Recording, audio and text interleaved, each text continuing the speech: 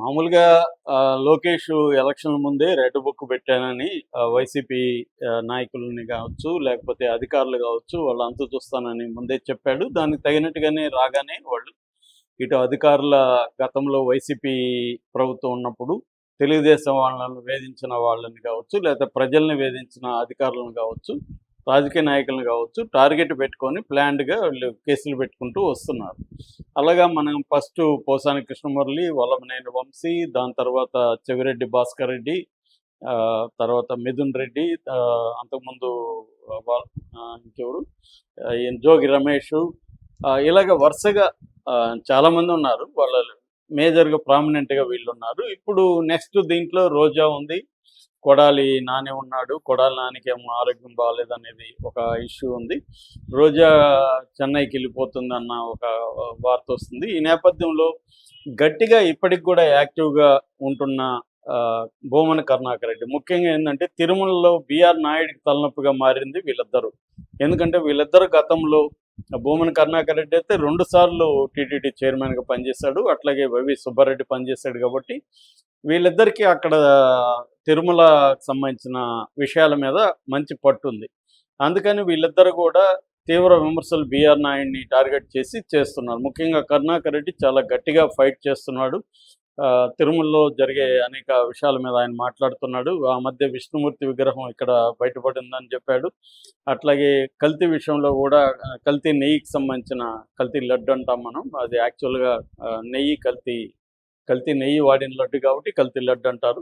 కల్తీ లడ్డు కేసు. దాంట్లో కూడా ఫస్టు సుప్రీంకోర్టుకి వెళ్ళింది కూడా వైవి సుబ్బారెడ్డి దీని మీద విచారణ జరిపించమని. ఇప్పుడు అది ఐరనీ ఏంటంటే ఈయనే విచారణ జరిపించమంటే ఆ విచారణ ఈయనకే చుట్టుకునే అవకాశం కనిపిస్తుంది. సో ఇప్పుడు వీళ్ళిద్దరికీ 2 కేసులు చుట్టుకుంటున్నట్టుగా కనబడుతున్నాయి. ఒకటేమో భూమన కరుణాకర్ రెడ్డికేమో పరకామణి కేసు. నేను ఆల్రెడీ దాని మీద 2 సార్లు చెప్పాను. పరకామణి కేసు 2023లో ఏప్రిల్‌లో అక్కడ పరకామణిలో పనిచేసే రవికుమార్ అనే ఒక జూనియర్ అసిస్టెంట్, సీనియర్ అసిస్టెంట్ అతను డాలర్లు దొంగిలించాడు. ఆ డాలర్లు దొంగిలించడాన్ని అక్కడ పట్టుకున్నాక దాంట్లో అక్కడున్న విజిలెన్స్‌లో అసిస్టెంట్ కమిషనర్‌గా పనిచేస్తున్న సతీష్ కేసు పెట్టాడు. దాని మీద గొడవలైనయి. దాంతో అతను కొన్ని ఆస్తులు కూడా సంపాదిస్తే దాన్నంతా మొత్తానికి టీటీడీకి మళ్ళీ ఇచ్చేస్తానని చెప్పి ఒక రాజీ కుదిరింది లోక్ అదాలత్‌లో. అది అప్పటికి ముగిసిపోయింది. దాని తర్వాత ఈ ప్రభుత్వం వచ్చినాక మళ్ళీ కొంతమంది కోర్టుకెళ్లారు. కోర్టు సిఐడిని దీన్ని మళ్ళీ విచారించమని చెప్పింది. ఆ విచారించే క్రమంలో సతీష్ ఇప్పుడు గుత్తిలో రైల్వే సిఐగా ఉన్నాడు.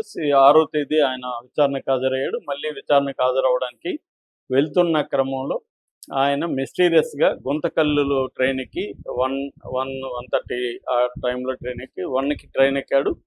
2కి ఆయన చనిపోయాడు. నైట్ 2 గంటల ప్రాంతంలో చనిపోయాడు. అంటే ట్రైన్ ఎక్కిన 1 అవర్‌లో ఆయన చనిపోయాడు.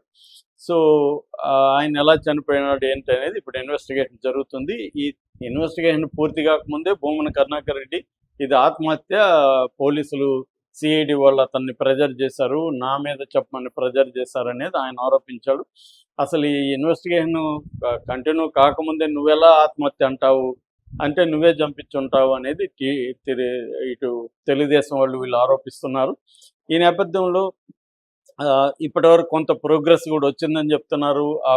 ఆ ట్రైన్లో రాయలసీమ ఎక్స్ప్రెస్లో ఆ టైంలో చాలామంది పాత నేరస్తులు ఉన్నారని, భోగిలో రక్తపు చుక్కలు కూడా ఉన్నాయని, అంటే ముందే కొట్టి అతన్ని వెనక బలమైన ఆయుధంతో తల మీద కొట్టి తర్వాత తోశారని, కొట్టినప్పుడు బ్లడ్ కూడా ఉందని అనేది ఇప్పటి వరకు వస్తున్న ఇది.